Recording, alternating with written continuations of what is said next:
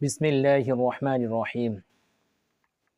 সূরা আল ইমরানের 133 নম্বর আয়াতে আল্লাহ সুবহানাহু ওয়া তাআলা বলেন, ওয়াসারিউ ইলা মাগফিরাতিম মির রাব্বিকুম ওয়া জান্নাতিন আরদুহাস সামাওয়াতু ওয়াল আরদ উইদ্দাত লিল মুত্তাকিন। আল্লাহ সুবহানাহু ওয়া তাআলা তিনি এই আয়াতে বলেন, ওয়াসারিউ ইলা মাগফিরাতিম মির রাব্বিকুম। আল্লাহ বলেন, আর তোমরা তোমার রবের ক্ষমা লাভের জন্য তোমরা দ্রুত অগ্রসর হয়ে যাও। ওয়া জান্নাতিন আরদুহাস সামাওয়াতু ওয়াল আরদ, আর সেই জান্নাত লাভ করার জন্য তোমরা দ্রুত অগ্রসর হয়ে যাও, যে জান্নাতটা আল্লাহ সুবহানাহু ওয়া তাআলা বানিয়েছেন আসমান বরাবর জমিন। এত বিশাল একটা জান্নাত আল্লাহ সুবহানাহু ওয়া তাআলা বানিয়েছেন, সেই জান্নাত লাভ করার জন্য তোমরা তোমার রবের দিকে দ্রুত অগ্রসর হয়ে যাও। উইদ্দাত লিল মুত্তাকিন, আর সেই জান্নাত আল্লাহ সুবহানাহু ওয়া তাআলা বানিয়েছেন দুনিয়াতে যারা মুত্তাকি বান্দাদের জন্য আল্লাহ তাআলা এমন জান্নাত আল্লাহ তাআলা বানিয়েছেন। যারা এই দুনিয়ার জীবনে আল্লাহ সুবহানাহু ওয়া তাআলাকে ভয় করে চলবে, সমস্ত হারাম কাজ থেকে যারা দুনিয়াতে বর্জন করে চলবে, আল্লাহ সুবহানাহু ওয়া তাআলাকে যারা দুনিয়াতে মেনে চলবে, এদের জন্য আল্লাহ সুবহানাহু ওয়া তাআলা এমন জান্নাত তৈরি করে রেখেছে। সহিহ বুখারী ৭৪৯৮ নম্বর হাদিসে বর্ণনা, হযরত আবু হুরায়রা রাদিয়াল্লাহু আনহু তিনি হাদিসটি বর্ণনা করেছেন। এটাকে বলা হয় হাদিসে কুদসি। আল্লাহ সুবহানাহু ওয়া তাআলা তিনি বলেন, ক্বালাল্লাহু তাআলা, আল্লাহ সুবহানাহু ওয়া তাআলা তিনি ঘোষণা করেন, আ'আদাতু লিইবাদিস সালিহিন, আমি আমার মুত্তাকি বান্দাদের জন্য, আমি আমার নেককার বান্দাদের জন্য এমন জান্নাত আমি তৈরি করে রেখেছি, মা লা আইনুন রাআত ওয়ালা উযুনুন সামিআত ওয়ালা খাতারা আলা কলবি বাশার। আল্লাহ সুবহানাহু ওয়া তাআলা বলেন, মা লা আইনুর রাআত, আমি আমার নেককার বান্দাদের জন্য এমন জান্নাত আমি তৈরি করে রেখেছি দুনিয়ার চোখ যেটা দেখে নাই, ওয়ালা উযুনুন সামিআত, এমন জান্নাত আমি তৈরি করে রেখেছি দুনিয়ার কান যার বর্ণনা কোনোদিন শোনে নাই, ওয়ালা খাতারা আলা কলবি বাশার। আল্লাহ সুবহানাহু ওয়া তাআলা তিনি বলেন, মানুষের অন্তর যেটা কোনোদিন কল্পনাও করতে পারে নাই, এমন ভাবে আমি আমার মুত্তাকি বান্দাদের জন্য জান্নাত তৈরি করে রেখেছি। একবার ভাবুন, একবার একটু চিন্তা করে দেখেন, আল্লাহ সুবহানাহু ওয়া তাআলা মুত্তাকি বান্দাদের জন্য জান্নাতটা কিভাবে তৈরি করে রেখেছেন। আল্লাহ বলেছেন, ওয়ালা উযুনুন সামিআত মা লা আইনুন রাআত, আল্লাহ বলেছেন দুনিয়ার চক্ষু কোনোদিন যার বর্ণনা দেখে নাই। অথচ আমাদের দুনিয়ার চক্ষু দ্বারা আমরা পৃথিবীতে এমন কোনো সুন্দর জায়গা নাই যে জায়গাটা আমরা আমাদের দুনিয়ার চক্ষু দ্বারা আমরা দেখি নাই। দার্জিলিং এত সুন্দর একটা শহর, এই শহরটা আমরা দুনিয়ার চক্ষু, মানুষের চক্ষু দেখে ফেলেছে। কাশ্মীর এত সুন্দর একটা জায়গা, দুনিয়ার চক্ষু দেখে ফেলেছে। বাংলাদেশের ভিতরে সেন্ট মার্টিন, কক্সবাজার, এরপর সীতাকুণ্ড, এত সুন্দর সুন্দর জায়গা সব দুনিয়ার চক্ষু দেখে ফেলেছে।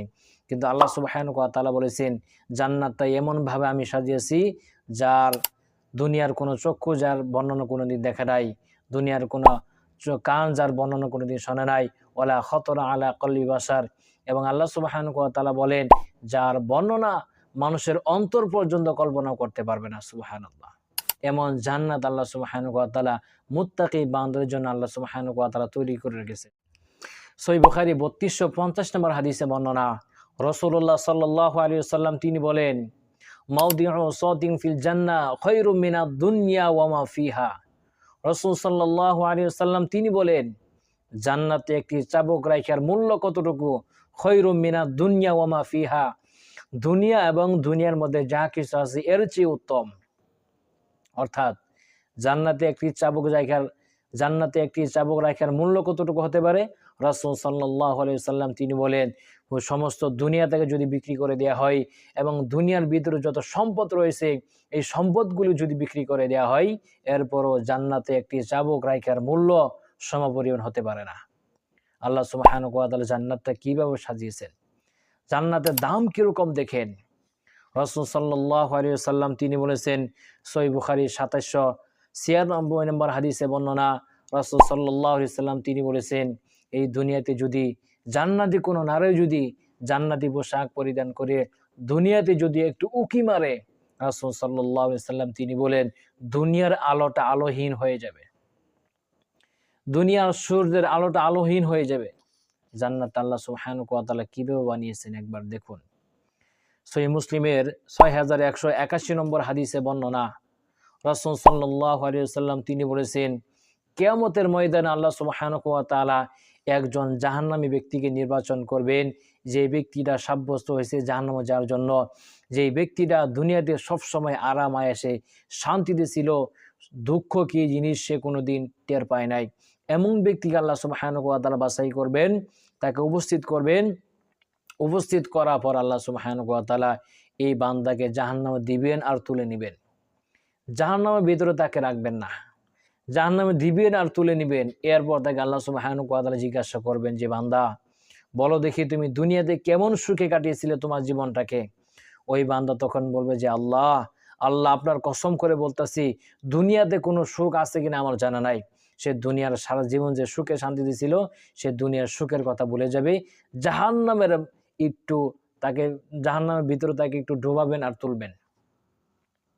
এরপর আল্লাহ সুবহানাহু ওয়া তাআলা একজন জান্নাতি ব্যক্তিকে আল্লাহ সুবহানাহু ওয়া তাআলা নির্বাচন করবেন, যে ব্যক্তি দুনিয়াতে সবসময় দুঃখে কষ্টে ছিল, সুখ কি জিনিস সে কোনোদিন দেখে নাই। এমন ব্যক্তিকে আল্লাহ সুবহানাহু ওয়া তাআলা নির্বাচন করার পর তাকে জান্নাতে দিবেন আর তুলে নেবেন। জান্নাতের ভিতরে তাকে রাখবেন না।